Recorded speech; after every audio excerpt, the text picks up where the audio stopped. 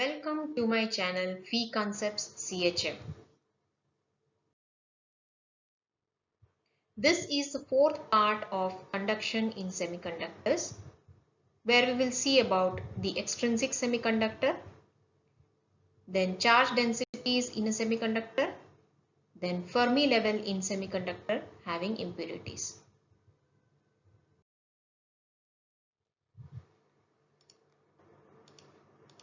Donor and acceptor impurities.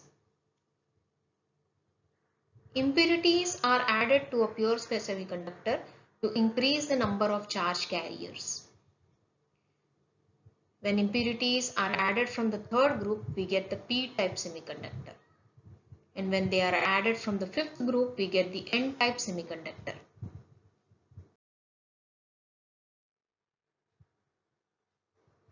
N-type semiconductor. Impurities from the fifth group are added to the intrinsic semiconductor to get the n-type semiconductor. Example, antimony, arsenic, phosphorus. So 4 electrons of the germanium atom are shared with the 4 electrons of the impurity element. This is the impurity element, antimony, Sb. So you can see that the 4 electrons of Sb is shared with the surrounding germanium atoms. And the fifth electron of Sb you can see here. So it leaves behind an extra electron. Hence the number of negative charge carriers, that is the electrons, increases. This impurity is called as a donor impurity because it donates electrons to the crystal. So the donor level is close to the conduction band. This is the donor level. This dashed line E suffix T. This is EC and this is EV. Here the electrons are the majority carriers and the holes are the minority carriers.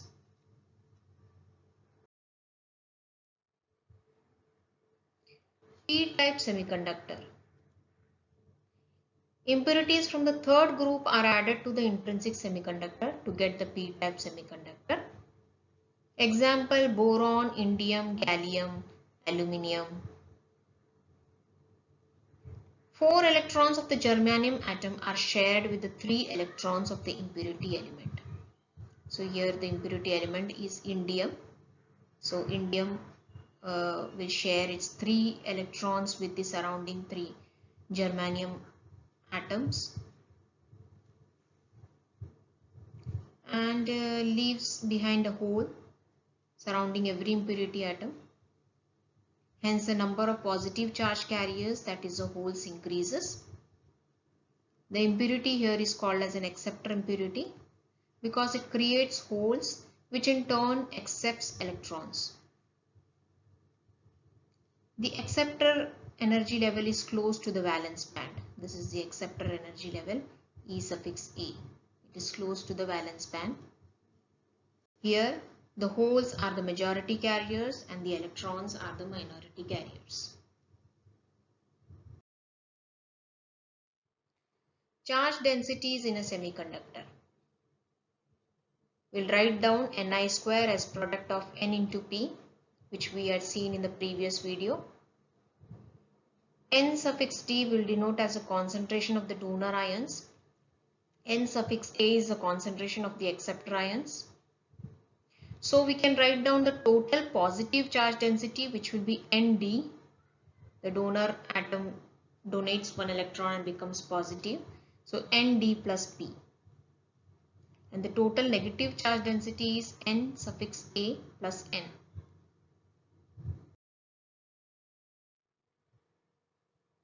Now as the semiconductor is electrically neutral, the two densities must be equal. So Nd plus P is equal to Na plus N. First we will consider the case of an N-type semiconductor. Here N will be quite greater than P and Na is obviously 0.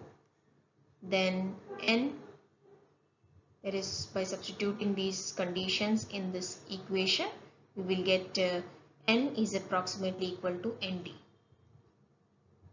That is, in an n-type semiconductor, the free electron concentration n is approximately equal to the density of the donor atoms n suffix t. Now, concentration of the holes in the n-type can be found from the first equation that we had seen, that was Ni square is equal to Np. From that we get P is equal to Ni square upon N. Substituting N from here as Nd, so P is equal to Ni square by Nd.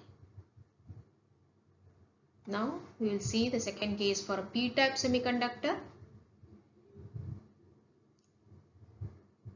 Substituting the similar type of conditions, we get P is approximately equal to Na and N is equal to Ni square by Na. Now, the Fermi level in semiconductor having impurities. Fermi level in any semiconductor depends on the concentration of holes and electrons. For an intrinsic semiconductor, N is equal to P. And the Fermi level is approximately lying at the center of the conduction and the valence band. The expressions for N and P, which we had previously derived for an intrinsic semiconductor, they are also valid for an extrinsic semiconductor. These are the relations that we had got. Only the thing is that the Fermi level changes with the impurities in both the equations. So the Fermi level depends on temperature and impurity concentration.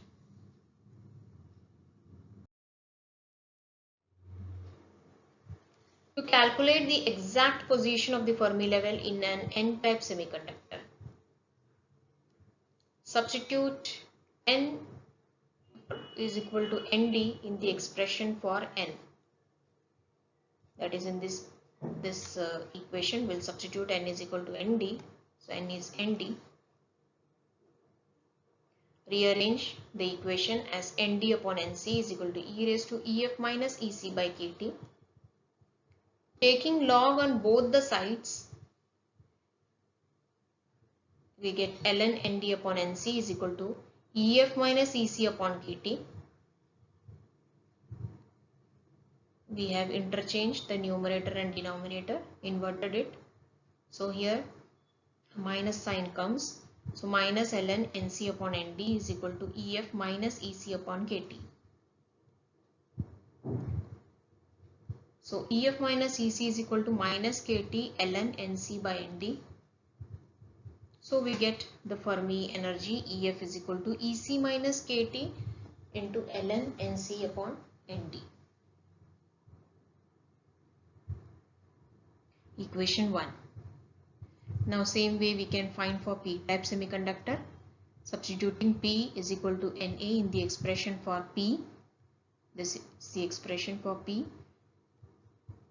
So P is Na.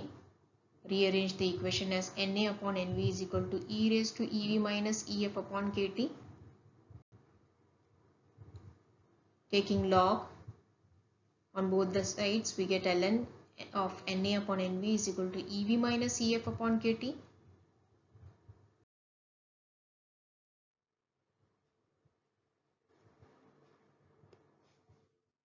So minus of ln of Nv upon Na is equal to Ev minus Ef upon Kt.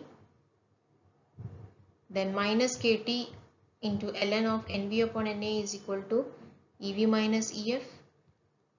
So we get the Fermi energy Ef is equal to Ev plus Kt into ln of Nv upon Na. This is the Fermi energy for p-type semiconductor. Equation 2. Now if Na is equal to Nd, adding equations 1 and 2, we get Ef plus Ef is equal to Ec minus Kt ln Nc upon Nd plus Ev plus Kt ln of Nv upon Na. So 2Ef is equal to Ec plus Ev plus, we take Kt common in both these terms. So Kt into ln of Nv upon Na minus ln of Nc upon Nd.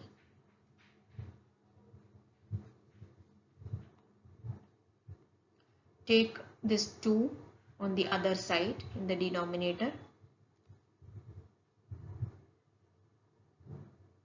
Na and Nd will cancel out as they are equal.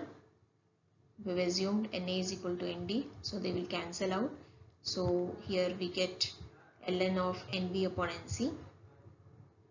Also, if Nc is equal to Nb, we get Ef is equal to Ec plus Ev by 2.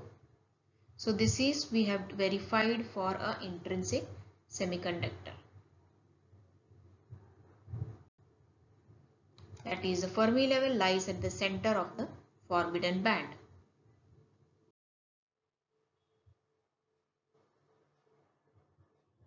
The diagram shows the positions of the Fermi level in an N-type and a P-type semiconductor.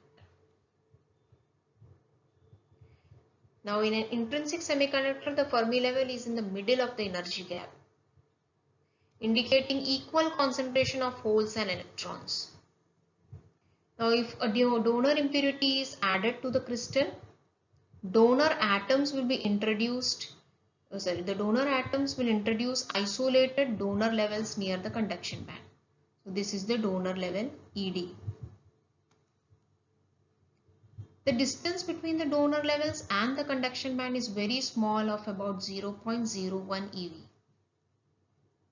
So at room temperature, almost all the electrons from the donor level will be raised to the conduction band, making it more difficult for the electrons from the valence band to bridge the energy gap by thermal agitation. So the donor electrons can easily jump into the conduction band. Consequently, a number of electron-hole pairs thermally generated will be reduced, because electrons are directly jumping into the conduction band. Holes are not formed in this case. So electron-hole pairs which are normally thermally generated will be reduced.